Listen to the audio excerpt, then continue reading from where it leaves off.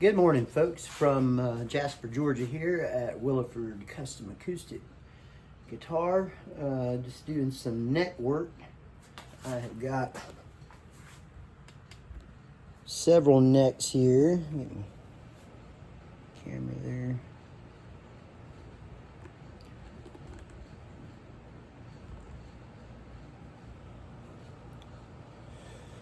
These are roughed in and they're ready for the truss rod channels are routed, centered up. The fingerboards are lightly scaled. Well, they're pretty much scaled, but before this point, I'll actually go ahead and dowel the fingerboards and yeah, get them ready to go. As you can see, they've been inlaid, so the inlaying's all done. And I've just got them taped tightly to the scaling of the neck.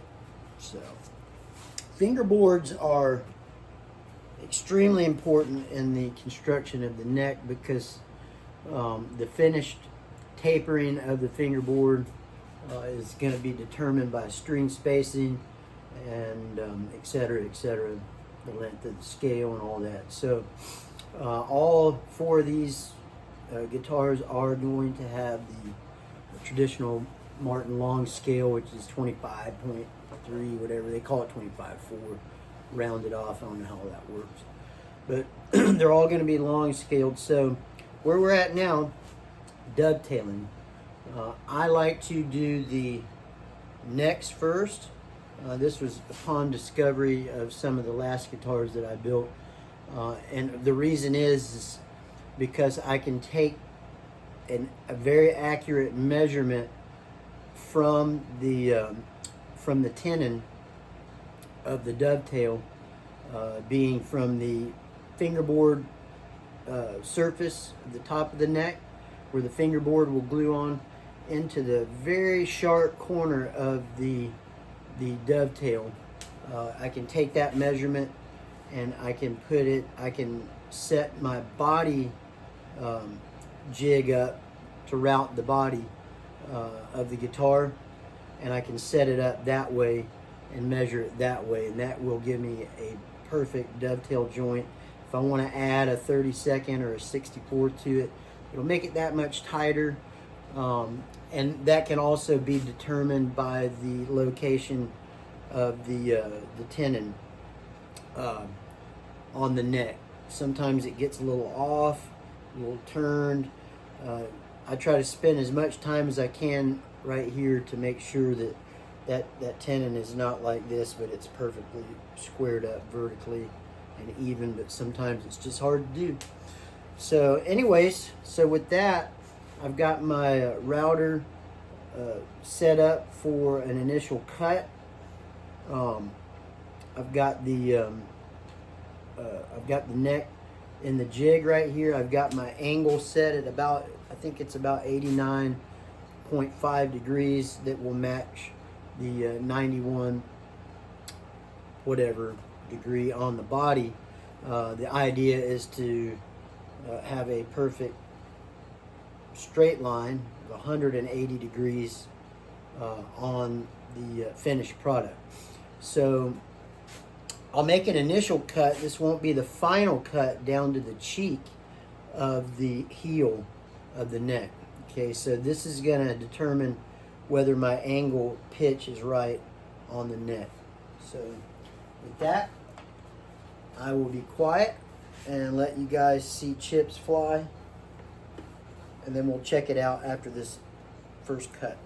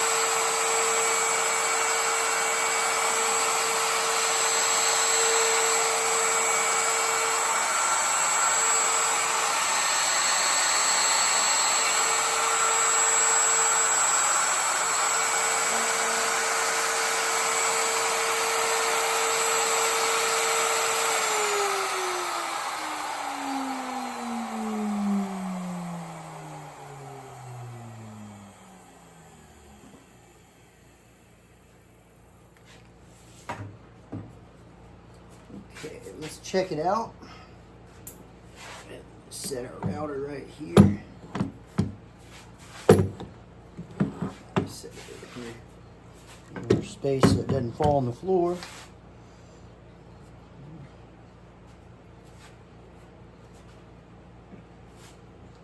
Let's pull our neck out of the jig.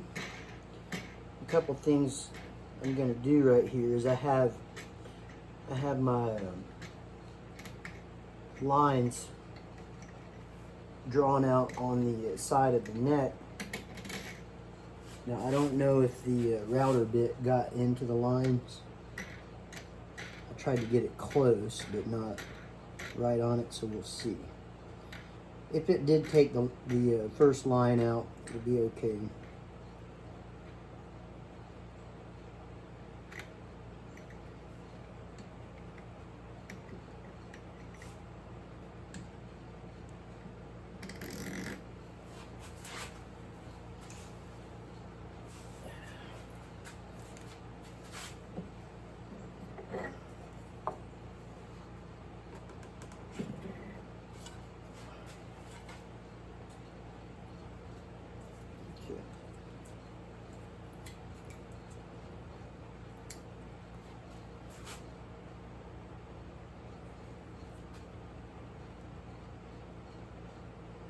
Alright, so I don't know if you can see it. I got a little bit of wood left here. It's no big deal. That's going to go away. But here's my initial line right here. See that? It's pretty darn close, I have to say. But you have to remember that close on the final product, it may not be good enough. But here's where I can get greedy or not. I can leave it there. So what I'm looking at here is it's not quite down to the line. Let me just measure it. Let me see, not quite. I'll just tell you how much, how far off it is to my eyes.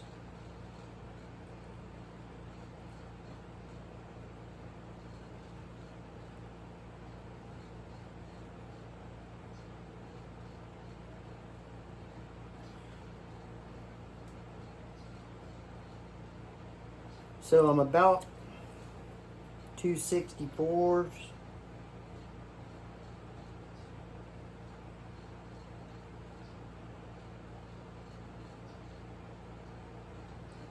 One and a half 64.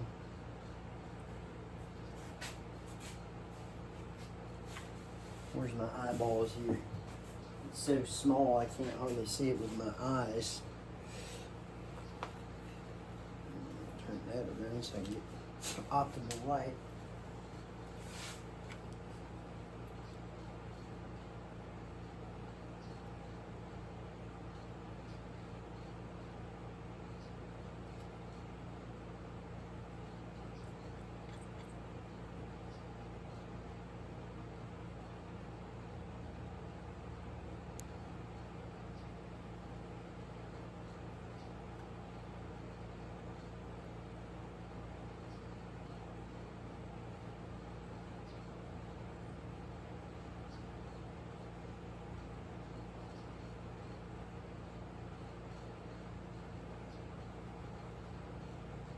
It's about 1/64 off. I don't think that I can accurately adjust my crude jig right here to achieve that. It's just too crude. It's wing nuts, and I slide it, and so I'd probably have a better chance of well, it needs to go out. So basically, it needs to go this way, which is going to put the bottom of the heel up into the router.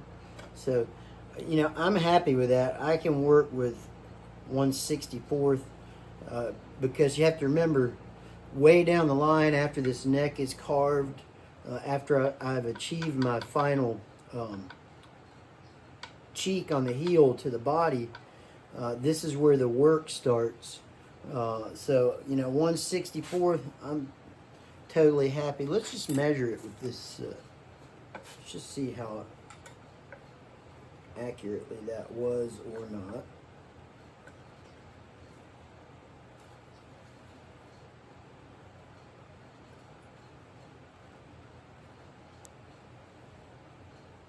I mean, according to this gauge, it's perfect. So I could be off on my line right there.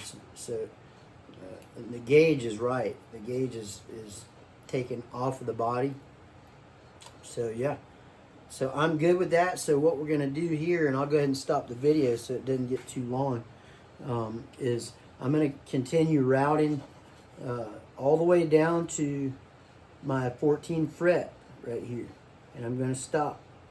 Okay, and then I'm going to come in, and that's going to clean all of this area that's, you know, most of it's going to be cut away, but it's going to flatten all this area. Then I'm going to come in with my dovetailing bit, 7 degrees, and I'm going to do one final pass on the tenon right here, okay? And that's going to achieve my dovetail joint. And then from there, I'm going to go ahead and take this, because I like this flat. When this thing is spinning, it makes it a nice flat, kind of a clean thing where I can come in and clean the rest of this off. So yeah, that's it, guys. That is step 1 of dovetailing. And so yeah, let's move on. Thanks for stopping in and joining. Check me out on YouTube, like and subscribe, and maybe get you interested in building your own guitar. So God bless you.